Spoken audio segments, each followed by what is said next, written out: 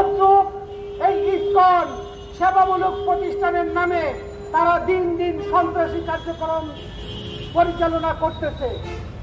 আজকে আমাদের দাবি এই ইসকনকে বাংলাদেশ থেকে নিষিদ্ধ করতে হবে। পৃথিবীর সর্বশ্রেষ্ঠ একটা শহর, সেটা হলো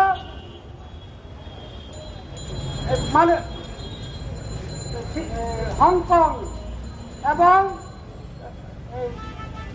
সিঙ্গাপুর।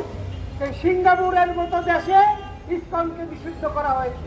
সেটা তো একটা অমুসলিম দেশ, আর আমাদের মুসলিম দেশে 95% মানুষ মুসলমান। এখানে ইসকন রাজত্ব করবে, মুসলমানের উপরে আক্রমণ করবে, এটা আমরা কখনো সহ্য করতে পারবো না, সহ্য করব না। আগামীতে যদি ইসকনকে নিষিদ্ধ করা না হয়